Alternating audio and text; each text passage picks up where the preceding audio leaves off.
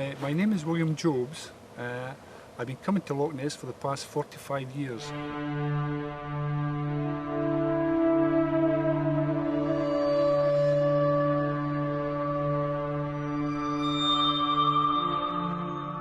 Trying to find some evidence of creatures in the loch. And on May the 23rd, I actually saw a head and neck over near Borland Bay.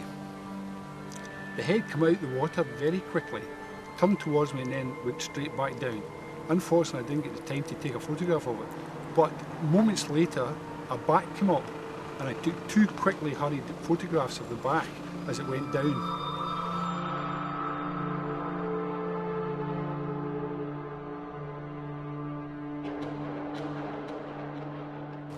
Unfortunately, I didn't get the head and neck shot, but the head resembled a sheep's, which I was totally and utterly amazed about.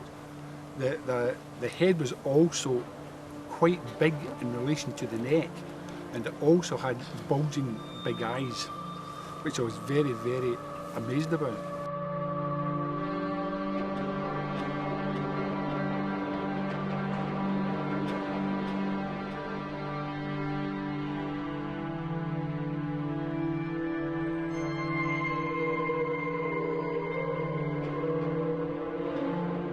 The next day, I came out to actually view the same area again, hoping to see the head and neck.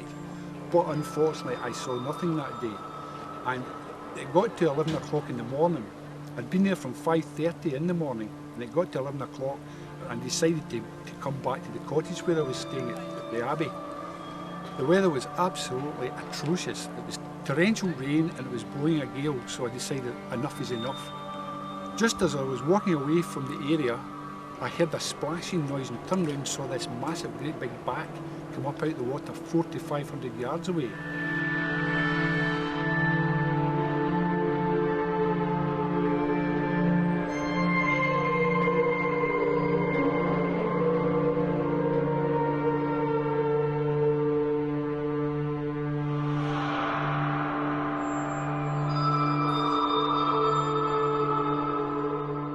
I immediately started filming, and I managed to get 3 shots before the creature disappeared altogether.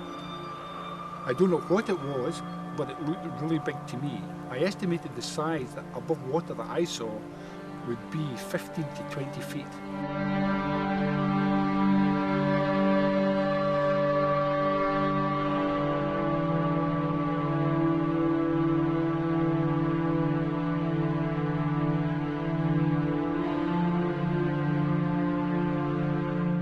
When I looked at the photographs actually that I'd taken, I was a bit disappointed because they weren't as clear as I would have liked, but then I realised how bad the weather was that day. But I was still quite impressed with them, and I gave them to the Inverness Courier, who published what they thought was the best photograph. I myself considered one of the other pictures to be better, but having said that, the paper were quite right in publishing what they did, because it gave an indication of what's in the loch. It's obviously quite a big creature, and it showed a back and what looked like a tail, because I did not see the head and neck that day. It was only the day before I saw the head and neck. But as I say, the second day the creature was an awful lot bigger.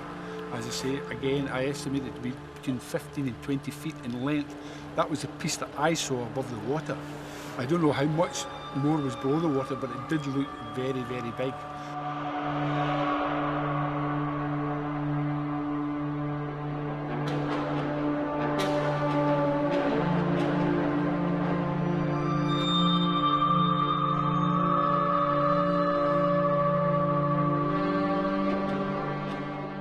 Well, I've spent 45 years here, and it's the first time I've actually seen a head and neck out of the water of any animal.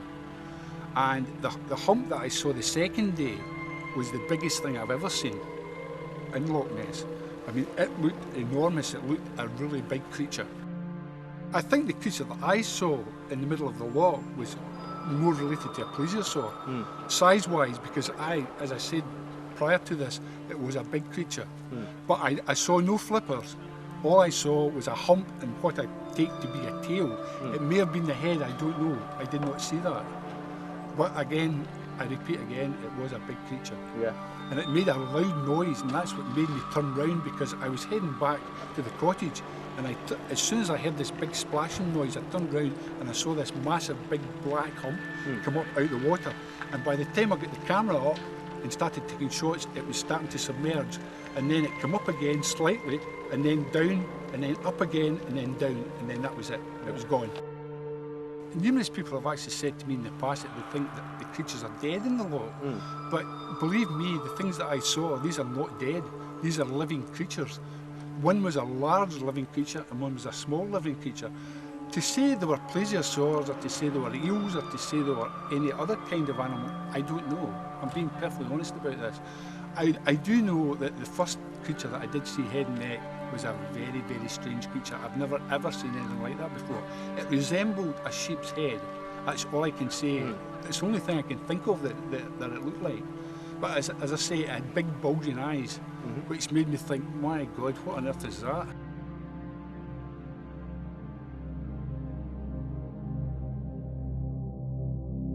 Who has not heard of Loch Ness? A remote and mysterious lake in the Scottish Highlands that holds a secret deep within its murky waters.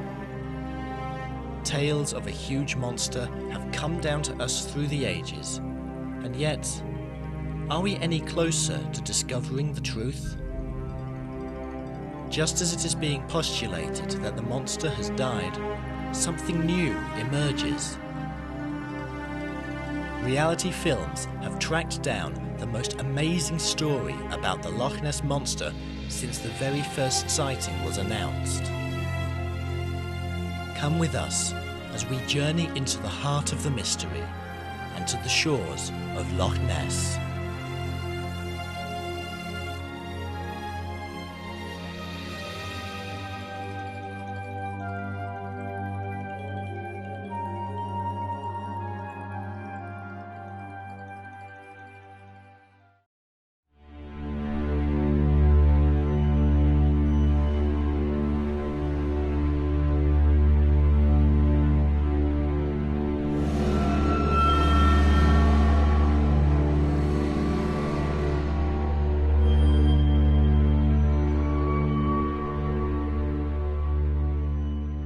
It all began in the 6th century and the Irish monk St. Columba. He and his companions came across a group of men burying a friend. They explained to St. Columba that the man had been swimming in the nearby River Ness when he had been attacked by the water beast. Mauled and dragged under the water, the man had no chance of survival. And so, St. Columba sent his friends swimming across the river to prove the power of Christianity. When the beast appeared, the saint simply made the sign of the cross and commanded, "Go no further. Do not touch the man. Go back at once." The beast complied.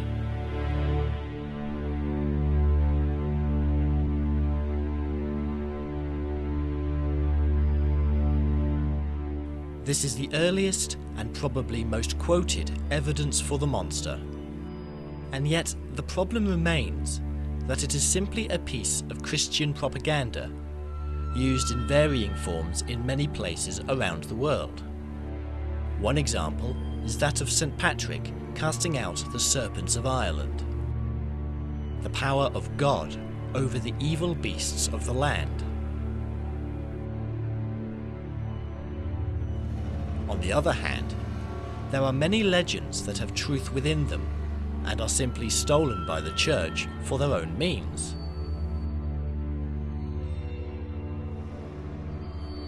Could it be true that there were pre-Christian tales of the monster of Loch Ness, unwritten but widely known amongst the illiterate Picts?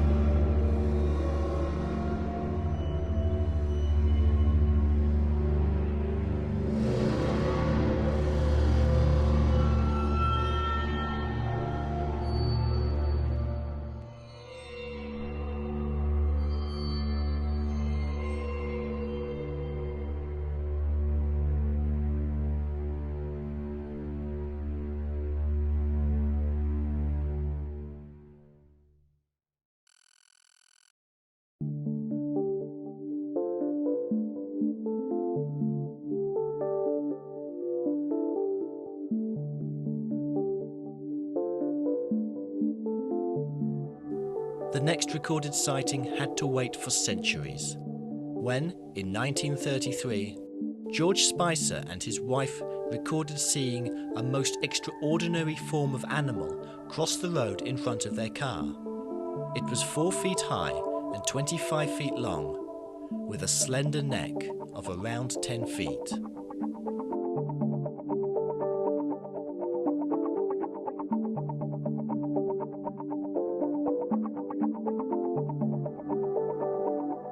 That same year, Arthur Grant claimed to have nearly hit a creature on his motorcycle in the early hours of the morning. It crossed the road and back towards the loch. Grant was a veterinary student and described the creature as something between a seal and a plesiosaur.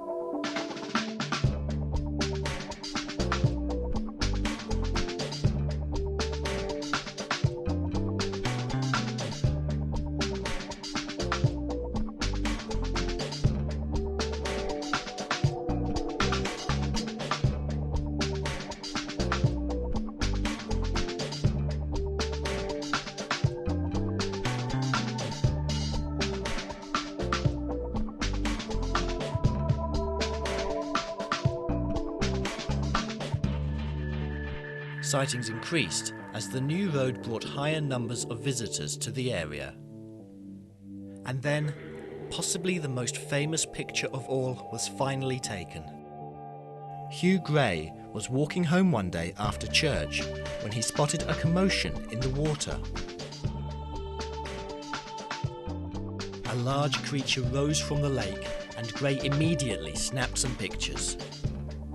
The pictures revealed an image much like the eyewitness accounts. The picture caused a Nessie sensation.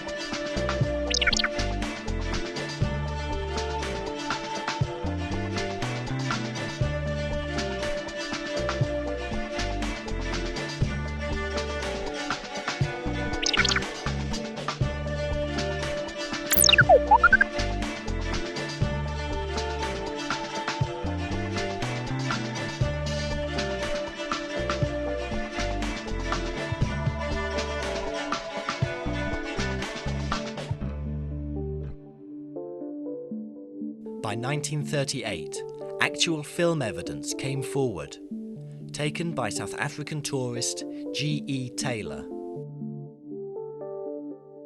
It was later shown at the National Oceanography Centre in Southampton. In the same year, none other than the Chief Constable for Inverness actually wrote a letter stating that it was beyond all doubt the creature existed. In fact, it was his duty for public safety reasons to highlight the existence of the monster due to the hunting parties that were descending on the area.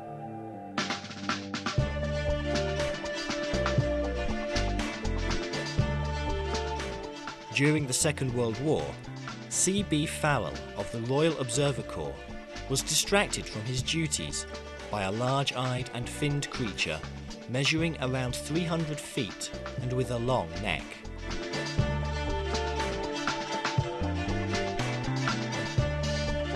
In 1954, actual sonar contact was established by a fishing boat for half a mile. In 1960, Tim Dinsdale filmed a hump crossing the waters of the loch.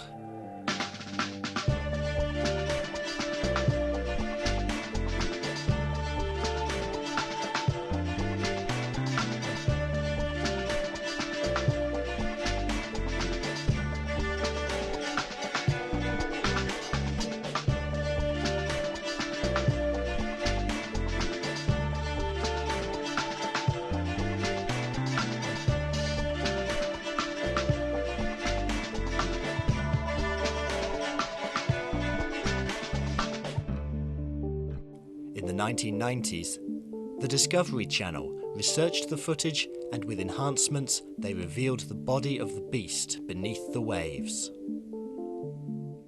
From 1934 to the present day, there have been dozens of scientific expeditions to the loch, with sonar equipment and all manner of new ways to discover the secret beneath the waves. To this day, nothing substantial has been discovered, regardless of the millions spent.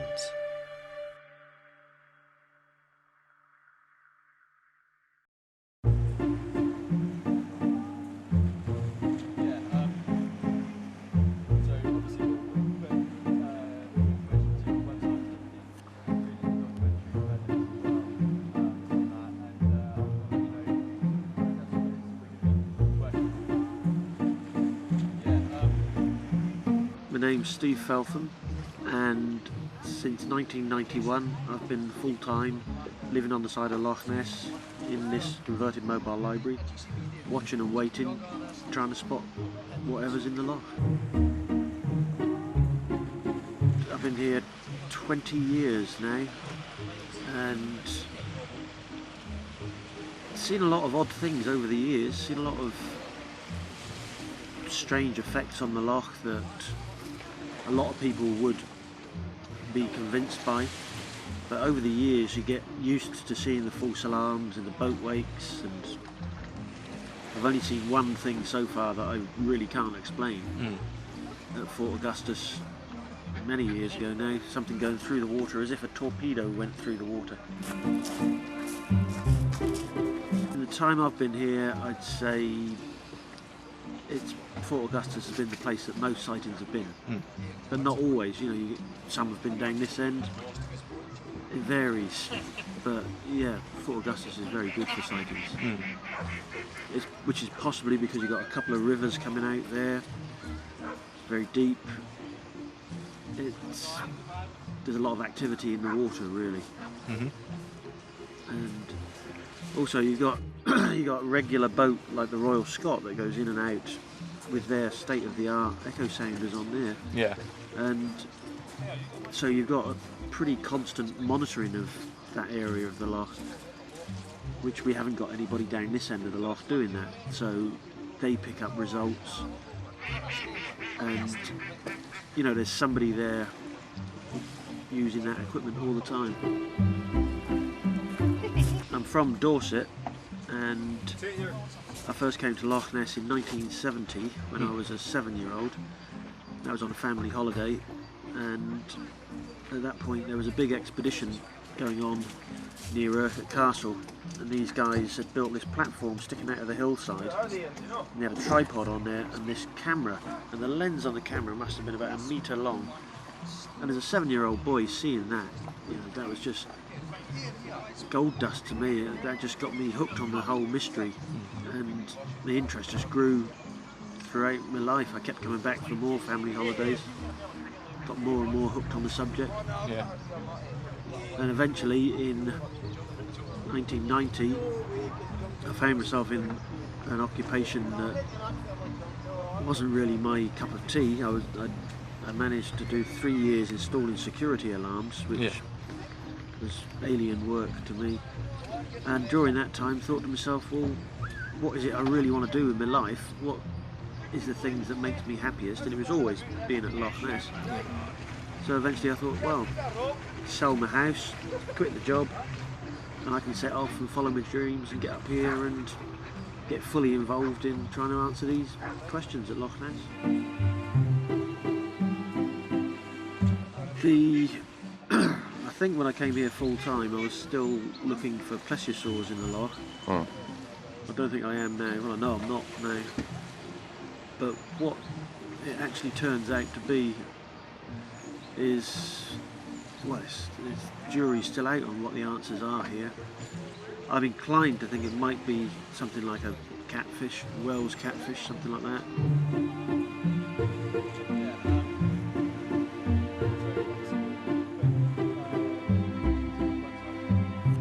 Wells catfish is the biggest freshwater fish in the world. They can grow to 5 metres. They're a huge fish, and they've got this very smooth back. They can live for 100 years. They eat other fish, and in the Victorian era they were released for sport into several English lakes for the fishing.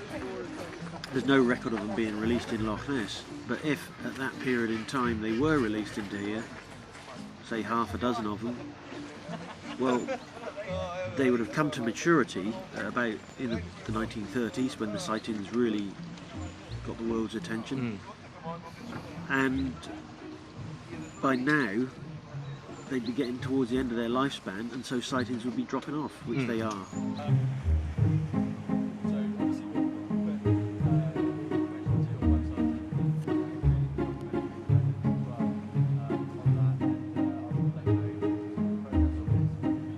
I think there's got to be more than one of these animals. I know there was a German woman that used to live at Fort Augustus. She saw 3 one evening, a big one and 2 small ones. Other people have seen 2. Echo sounders pick up contacts with more than one at a time. Yeah. It's totally implausible for there to just be one crusty old monster swimming about in the loch. It has to be a breeding population of something. But you know, different people come here with different ideas as to what the answer is. And so doing what I do, I hear all the different people's theories. And you know, people are looking for catfish, sturgeon, plesiosaurs, all sorts of answers, paranormal explanations. Yeah. So quite sort of deep water creatures. And the problem with Loch Ness is that the water is so murky, if you like, but it's the peat from the hills that's suspended in the water. So if you went down there with high-powered lights, you're only going to the light only penetrates about 1 metre, and then it just reflects back at you. So you can't hardly see at all underwater in here. Sonar, a lot of animals are repelled by sonar. If, say, a seal got in the beam of a sonar, it's going to get away as quick as it can out of that beam, because it thinks there's a predator after it. These animals seem to have that characteristic as well. So if it is a kind of fish, well, it's only because the resident fish population that we know of is in the first few metres. It's only because these animals are feeding on those that they're coursing through the water and the back breaks the surface by accident. If that resident fish layer was down at 5 metres, we'd never see these bigger animals at all.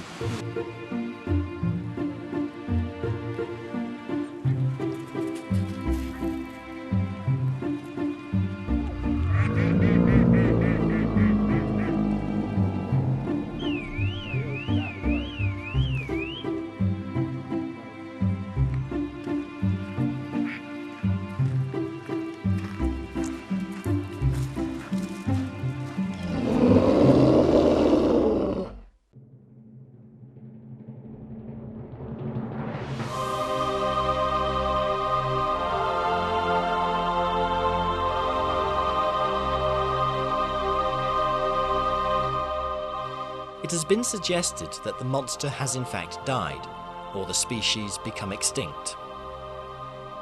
Sightings have reduced year on year, and evidence become increasingly thin.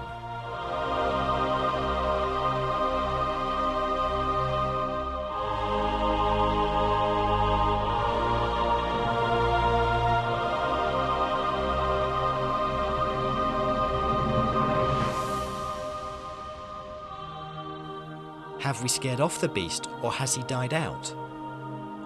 Was he there in the first place?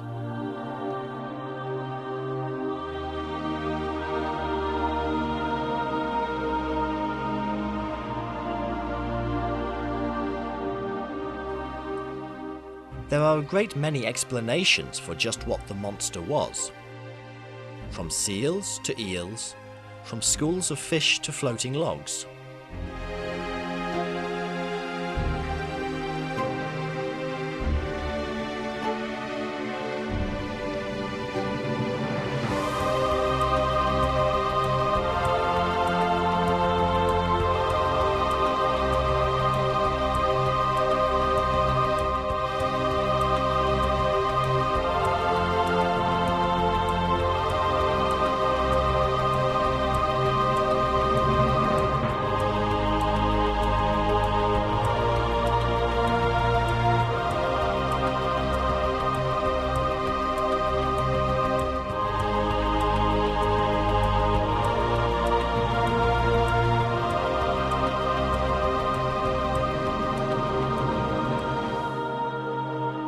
none of them fully answer the eyewitness accounts of a 30-foot beast with a long neck.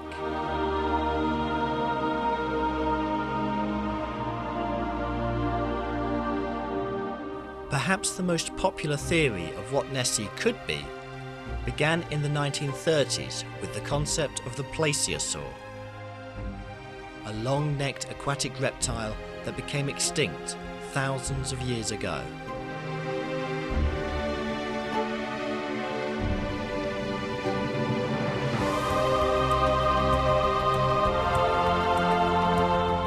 There are a host of arguments against this theory, not least the fact that the loch itself is relatively new, being only around 10,000 years old.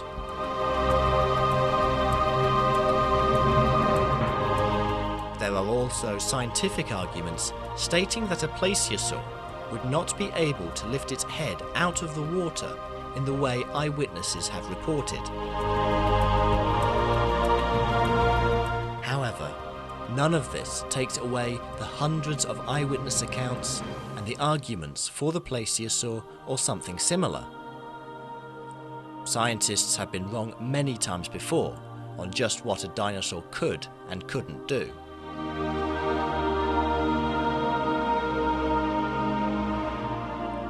Let us take the stingray. This fish, along with many others, actually buries itself beneath the ocean floor.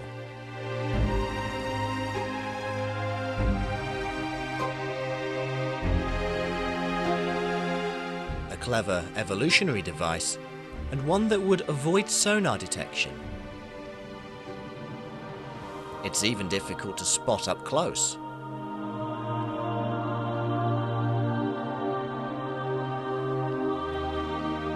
Could it be, as some believe, that Nessie lives beneath the waves in hidden sub-aquatic caves?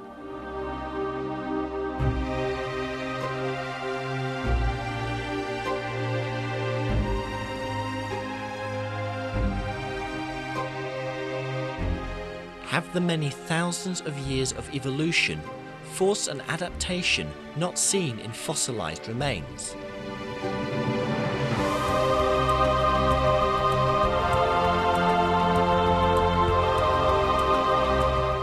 Until we find something, we will never truly know. Or will we?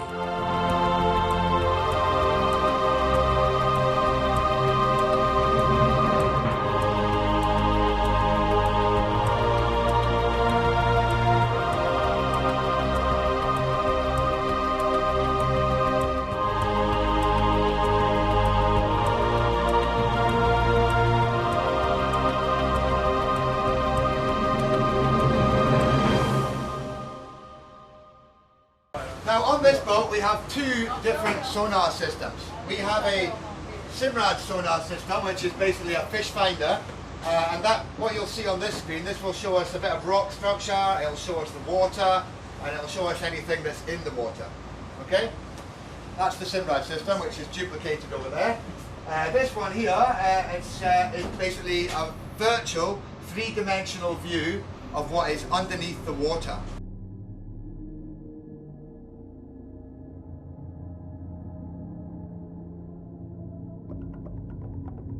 And you can see the bottom, pretty flat, all carved out during the last glacial period, 10, 12,000 years ago or so.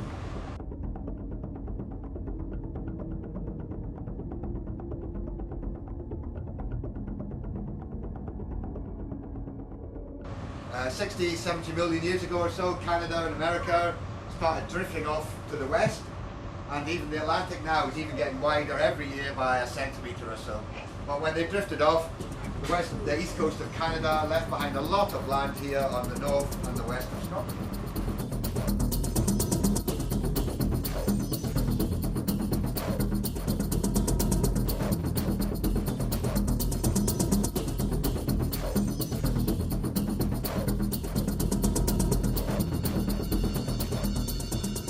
This little black and red dot is the boat. The line you see coming out from that is our direction of travel and the water's surface, and the line you see coming down represents the sonar beam. So the distance between the boat here and where it hits the rocks underneath us at the minute is 240 feet.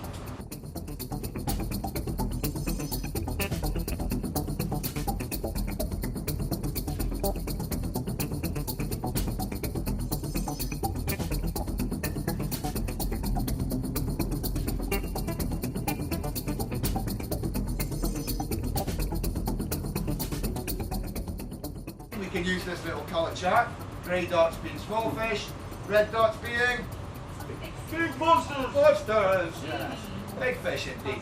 Now, looking in the water here, we do have lots of little dots around the place. Mostly greys and blues. These will be fish up to maybe 5 pounds, a couple of kilos or so. Once you start getting way up into the yellow colours, you know, you're looking at things approaching maybe 20 kilos, way up into the reds, could be any size. Okay, now looking in here, mostly greys and blues, although we do, in amongst this little bit of interference we've got here, there is a nice yellow dot in there. There's no reason at all that shouldn't be at least 20, 30 kilos in size.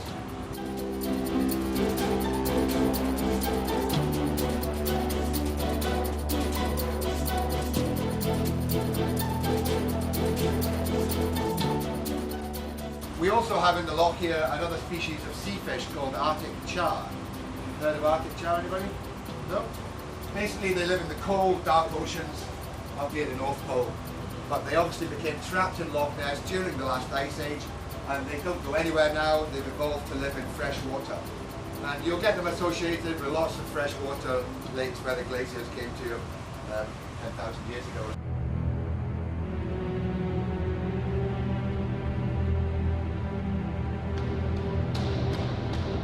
The North Sea, off the east coast of Scotland here, 60, 70 metres deep.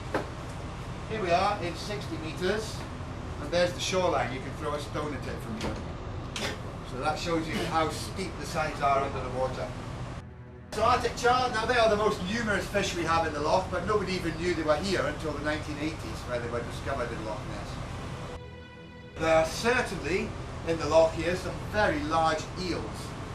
Back in the 80s, they dredged or stuck to a power station, I believe. A big eel, about 15 feet long or so, quite wide. But there's other stories of where at the end of the Second World War there was supposed to be a destroyer, a cruiser came through here, and in celebration of the end of the war they chucked over a couple of depth charges to get rid of them. And apparently a piece of eel that size came up. The truth of the matter is, more people have been to the moon than the bottom of Loch Ness. Now what we do get on occasion are quite large red dots like the end of your pinky. And what they are is what the mystery of the monster is really. Nobody really knows. We get them, there's other boats in Loch Ness report getting them as well. Indeed my colleague the other day there on one of the speedboats got a very large contact down in Urquhart Bay near the castle. Couldn't really tell how long it was, but it was certainly 1.5 meters thick. Now, monster stories really go back for millennia. The Pictish people called them water horses, water kelpies, and they carved them into rock. The first written records are really about 1500 years ago. St. Columba spreading Christianity to the highlands here from the west coast and Ireland. Here's the first written records of a large creature in the loch. And indeed there's a few of the Benedictine monks who have reported seeing a large creature in the loch. But every year there are tourists and monster hunters alike reporting strange things on the loch. Now nothing really floats in Loch Ness for very long. A day at maximum. Trees, dead fish, bodies, anything. They all sink. Nothing floats for very long. Which might explain why there are some extremely large eels down there. Nobody's actually caught one yet, but I would say there has been a couple of dead ones showing up over the years. So down there, it would not surprise me if these are the kind of creatures which are associated with being monsters. But if you go to the ocean floor, a few hundred meters deep, they're always finding new species there. Loch Ness, 200-300 meters deep, nobody goes down.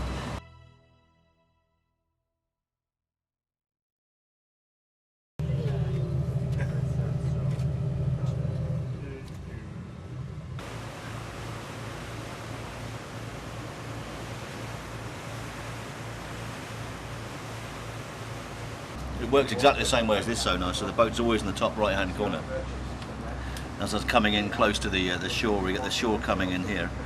And all of these individual little dots are fish contacts. Now on the day, on the screen they're much better, it's just a rubbish camera. And I had a very big shoal on the loch underneath the boat. As I get closer into the shore here, this very big green thing appeared. You can see it there, you can see the green line. It's that bit there.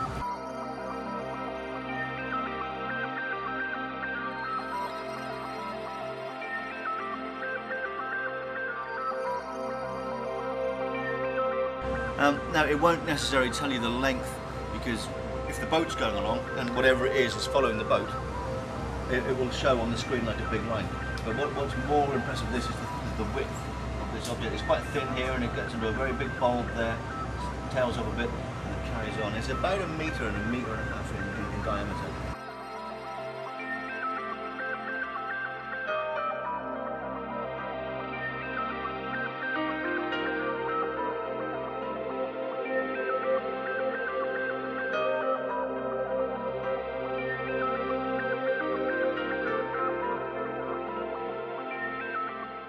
We've all seen weird stuff though, you know, we've seen rocks flying out of the loch. That's a really popular one. It was about 2 years ago, stood out looking out there the window. In front of me, we're in 600 feet deep of water. This rock came flying out of the loch in a big arc. I'm just sitting there drinking my coffee, and it just flew out of the water. It flew for a bit, hit the loch, a big splash, and it was the splash that really drew my eye to it. I'd seen it fly, but if I hadn't seen the whiteness of the splash, you know, I don't know if I would have noticed or not, but I saw it and I thought, that's really weird. We were 600 feet deep on the sonar, and where this rock had flown out of the loch and in a big arc and crashing again, where it had come from, I have no idea. And that was about 5 years ago. And, it was in the middle of August, wasn't it? That little Aussie kid came running up to us. I was in the ticket office. This little Australian, he'd been on the boat, looking out the window, and he'd seen this rock flying out of the loch in pretty much the same place, or around about the same depth. And he'd spoken to one of my colleagues on the boat at the time. Yeah, I've just seen a rock come out of the water, mate.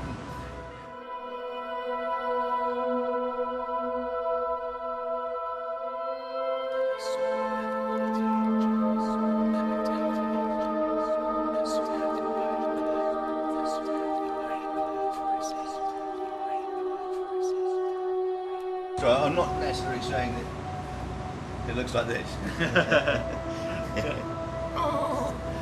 But there's definitely something in the story, whether it's something that's coming up the river the same way that the seals are, and then we don't know what it is.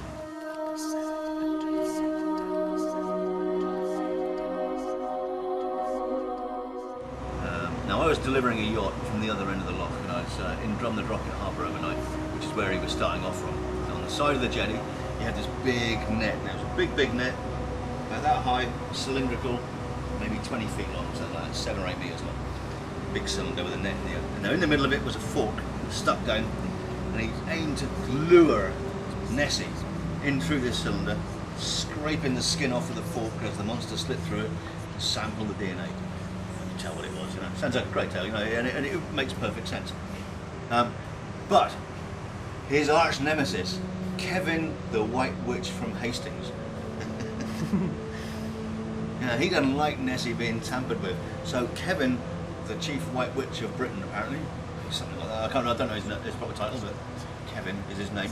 And he came up in his big stretch limousine, and he was standing on the other side of the harbour. So on one side you got the harbour, you got a professional Swedish cryptozoologist with his handmade net and a catch the monster.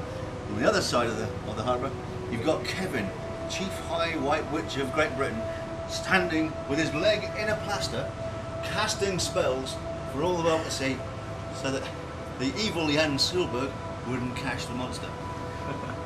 That was funny enough in its time, but the fact that he had his leg in plaster was funnier, and the reason why he had his leg in plaster was because he tripped over his lucky black cat.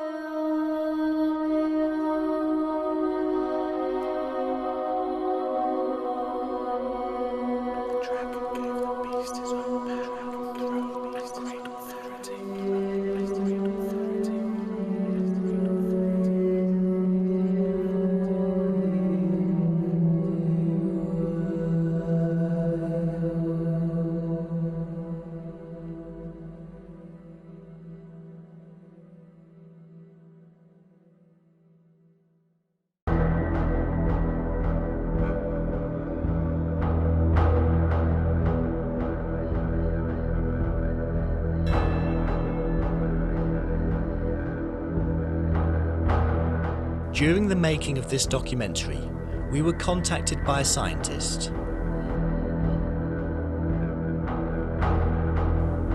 He has insisted upon remaining anonymous due to his high-level position in the scientific community.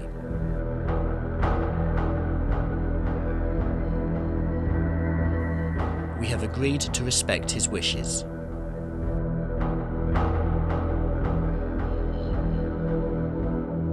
The man said he had seen something that had completely changed his own personal view of the world and indeed the universe in which we live.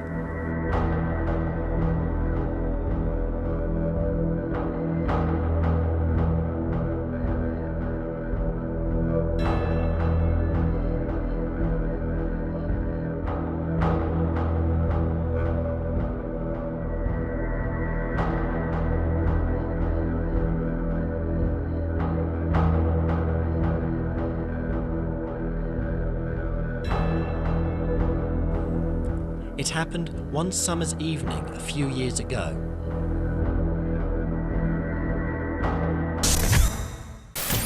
Well, I'd been up there on a fishing trip with some friends. We'd had a good time, but the light was starting to fade, so we decided it was, best to go home. And they all left before me because I decided that I wanted to stop and watch the sunset.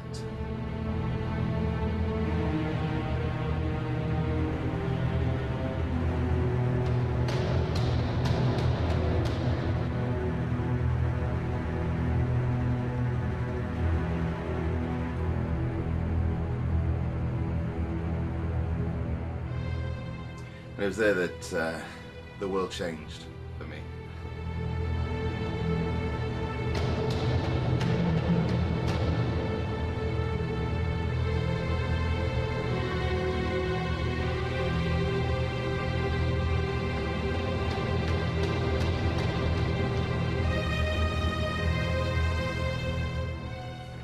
It all got deathly silent, sort of very eerie, and then from the dark, this glimmering shape kind of appeared. I suppose you could say it was like a ship or an aeroplane.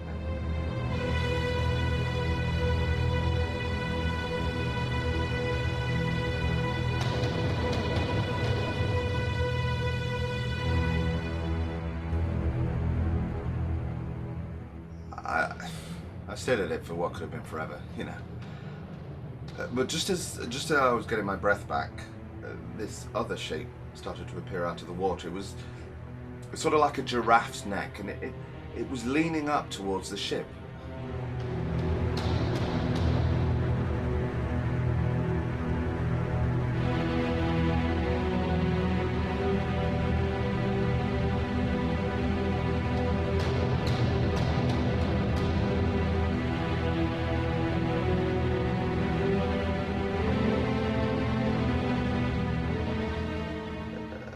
And all around it at the time, the water was acting so much differently. I mean, it felt as though the ship was affecting it. I know that sounds strange, but as the beast's head was going upwards, it felt to me as though,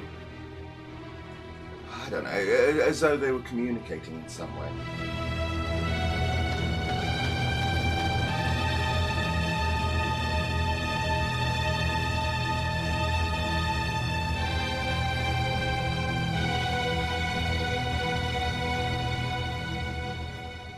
Then all of a sudden, the ship left and the beast went back into the water, and there I was, left in the silence again on my own.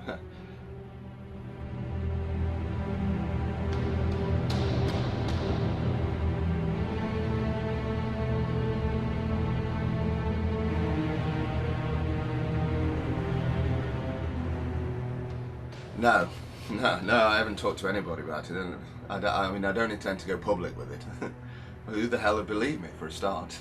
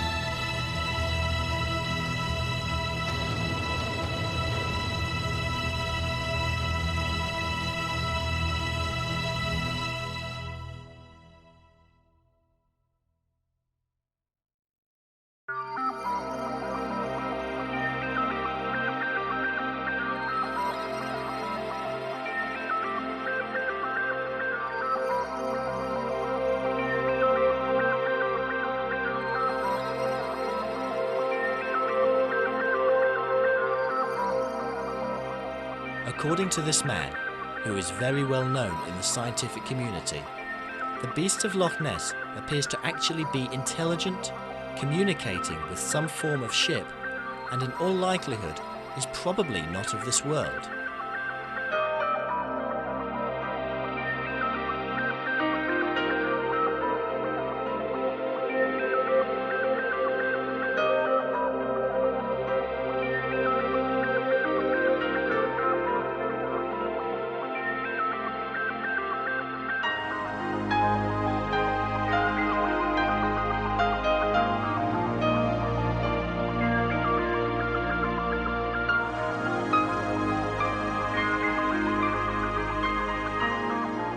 He even theorized that it, and possibly others, came a long time ago and hid in such places, thus giving rise to the many tales of lake monsters around the globe.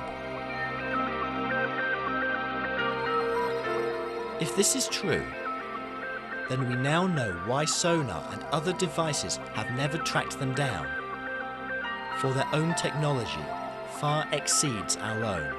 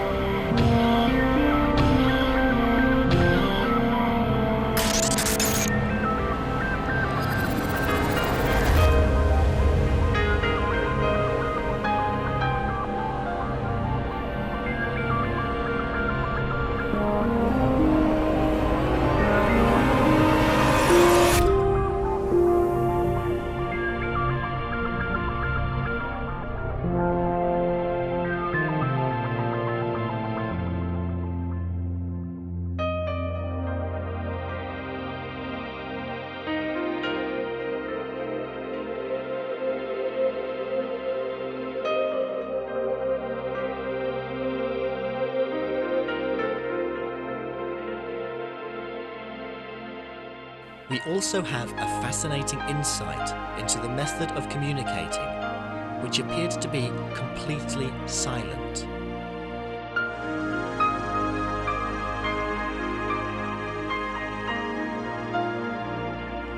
Our scientists postulate that there is some form of psychic communication far beyond our audible and simple methods. He says that his subsequent research shows that it is possible a great many sightings of aliens around the globe could be linked to this method of communicating, that we somehow pick up the signals at certain times of day.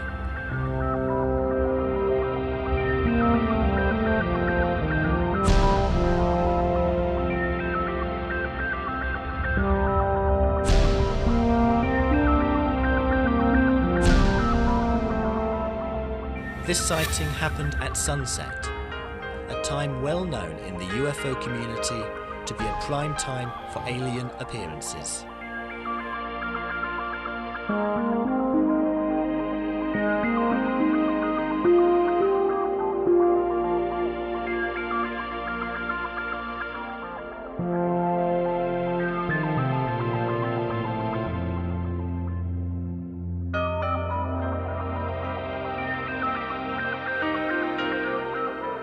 And so our question remains: what happened to the monster? Why have the sightings all but died out? Our man had one final word.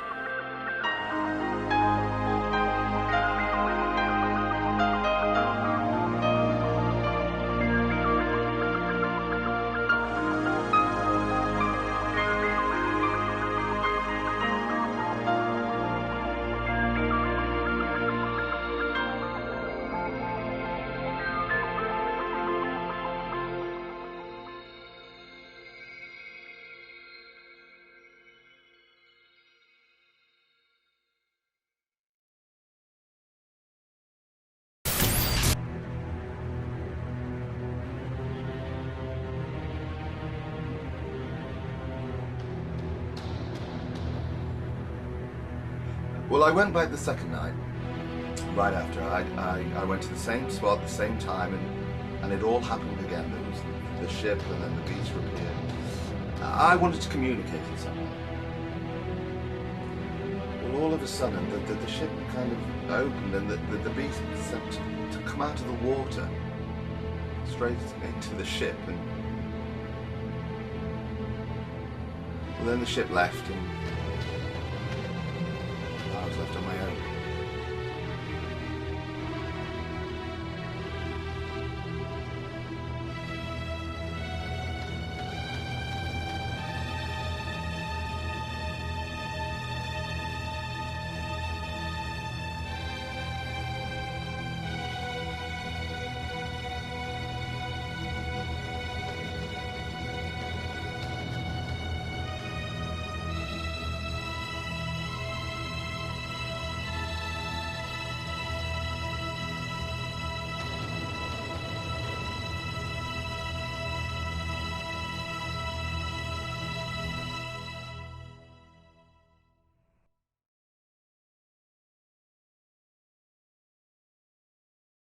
Numerous people have actually said to me in the past that they think that the creatures are dead in the loch.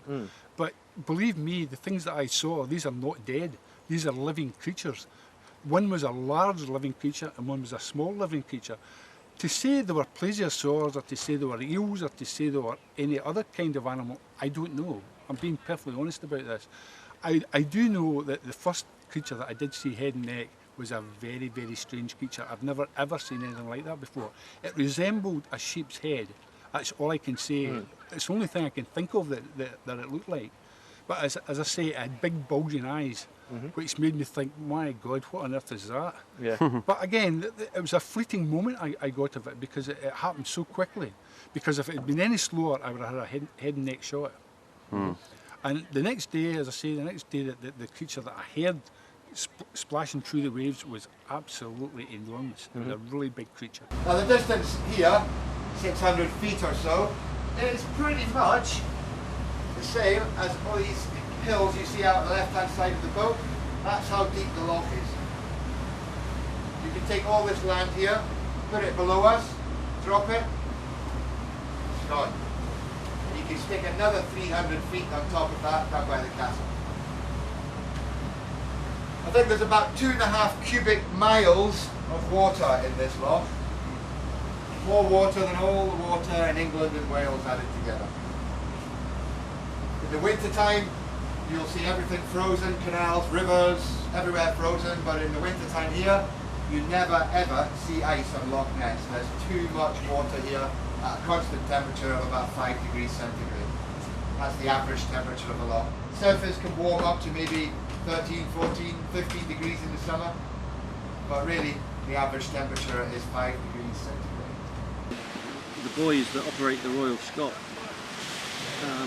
were out with one of their ribs by Urquhart Castle last Wednesday, and they picked up echo sounder contact, which is it's a very bad photograph Marcus has taken of it, but you can clearly see the bottom of the loch, a lot of little fish, and then this blooming great big thing in there, which, you know, those guys have been using that standard of equipment for 20, 30 years, and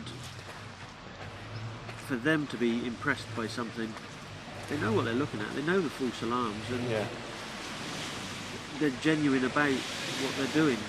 And if they were going to make it up, they wouldn't make it up in late August, they'd make it up in April before the tourist season. They wouldn't make it up at the end of the summer. There's no point. And when Marcus sent the photographs through to me, he had no interest at all in promoting them for any reason. He just wanted to know, what do you think this is? Because it baffles them, and to be honest, it baffles me as to what it is. So yeah, they're very good contacts and very good witnesses.